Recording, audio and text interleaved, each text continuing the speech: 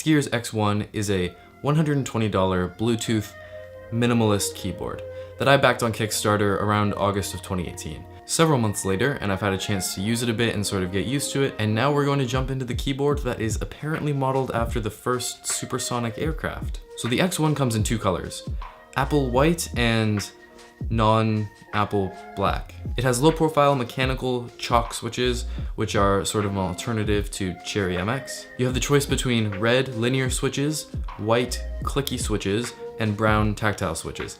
I have the brown switch one.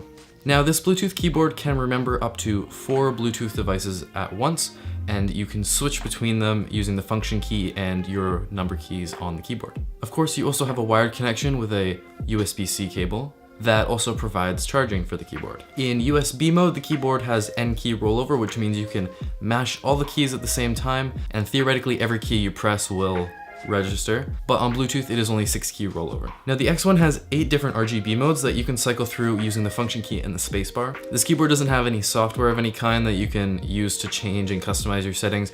Everything is done on the keyboard, so you can change modes using function and spacebar, and you can change the colors using function and the 8 key on the numpad. So the keyboard has 8 RGB colors. It's not one of those keyboards that has like 16 million colors or something like that. It's got 8 different preset colors you can choose from and 6 different preset effects you can cycle through. It also has 5 levels of brightness if you include off. For some reason in solid color mode you can't select white as an option. However, you can get around this by going to the custom per key backlighting mode, choosing white, and then just selecting every single key. So some things I really like about this keyboard. It's got a strong but light aluminum casing that feels really good and sturdy in the hands, but also doesn't make it too bulky. It's got a minimalist low profile design for maybe a minimalist setup with a MacBook or just a laptop on your desk, something like that. And a nice little bonus is that it actually comes with a hard shell case that you can put the keyboard in to carry it around if you're gonna wanna bring it around to different places. Which makes it a pretty good option as a travel keyboard if you're the kind of weird person that travels with their own keyboard. Now, it doesn't have a wrist rest, but it does have 2 kickstands at the top of the keyboard.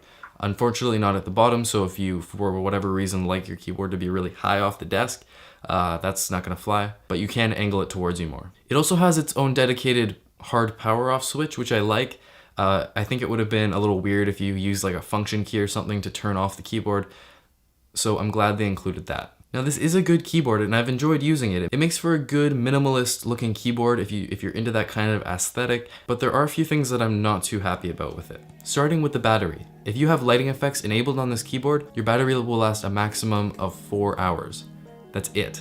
And if you disable these effects and have no lighting at all, then the keyboard will last 1 week with about 3 to 5 hours of use per day. Now, I'm not exactly up to speed with the wireless keyboard market, but to me, that is not long enough, especially for the lights. Now, I get it, usually RGB effects are just like this fun little thing that keyboards have now, but sometimes I'm working in the dark and I actually do need lights on the keyboard in order to see what I'm doing.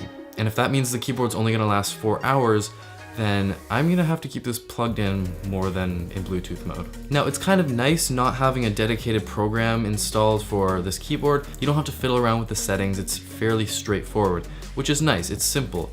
But there are a few nice things that come along with having a dedicated software, like a full custom set of RGB colors on the whole spectrum, rather than just a few preset ones. You can choose exactly what color you want. That being said, the way they implement the function keys is actually pretty good, and I don't mind it, but I just wish there was a little more customizability. Now, I know this is a low profile keyboard, but I do wish it had Cherry MX switches rather than chalk switches. I understand they chose the chalk switches for the sort of low profile aspect, and like you can have these small flat keycaps, and that has a nice look to it, but the sort of well-built, high-end, consistently well-manufactured Cherry MX switches are just, I think, a lot better in my opinion. I've had a Cherry MX red keyboard for the past like 4 years, and each key sounds and feels consistent, but different keys make different sounds. I get the feeling because they're sort of a smaller, newer company that they haven't 100% nailed those switches yet. Something else that I have mixed feelings about is the right side of the keyboard with the numpad. Most shorter layout keyboards just do away with the numpad completely, and they just have the arrow keys and then the navigation keys like insert, scroll lock, page up, page down, things like that. But this keyboard has decided to do sort of a weird combination of both, where you still have full-sized arrow keys, but then you have a shortened numpad where The buttons on the numpad still do the navigation things that they're supposed to do, but they're also not labeled for those navigation things, and they just have the numbers on them. And I feel like it could have been done a little better. Now, also relating to the chalk switches, they feel a little bit too much like membrane switches to me. You know, when you have a membrane keyboard, there's sort of like, it's hard to push down at first, and then it's like you finally bend the rubber dome and it presses all the way down.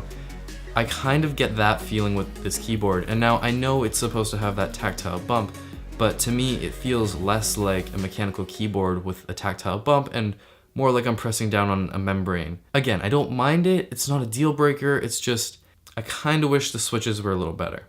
And then lastly, this one's a little nitpicky, but I feel like if you're advertising an RGB keyboard, you have to have a white light by default. Just no color, just all bright white light. How is that not an option by default? Now, thankfully you can get around it like I described earlier, because there is a per key custom mode you can choose where white is an option, but it's sort of a nuisance to do. And then if you want to have all white keys like that, you can set up your one custom mode for that, but then you can't have another custom profile. So if you like to have a profile where only certain keys are lit up, but you also occasionally want to have just all white keys, then it would be a really big pain in the butt to switch between them all because you can't have multiple profiles saved. Now, in the end, this keyboard isn't really perfect, but it's pretty decent, especially considering it's a first generation product of a relatively new company. I think it's good for people who are looking for a keyboard that'll fit into their minimalist setup, or if you need to connect to multiple Bluetooth devices with it. The only thing that has me giving this a 100% recommendation is the price. I think $120 is just a bit too high for this keyboard. If it was maybe $100 or $90, then I would say this is a really good keyboard and you should definitely get it. But for $120, you're kind of approaching that premium keyboard market. And while this is a solid keyboard, it just can't really compete with some of the brands that have been making keyboards for years and they've really nailed it down. But as long as you don't mind having to frequently charge the keyboard and you like the feel of the keycaps, I would say I'd give a hesitant recommendation on this one. But anyway, that's about it. Thank you guys for watching. If you want to follow me on social media, the links are down below. You can also hit the subscribe button if you've enjoyed and you want to see more. And maybe in the comments, let me know what keyboard you use. Thank you guys for watching, and I'll see you in the next one.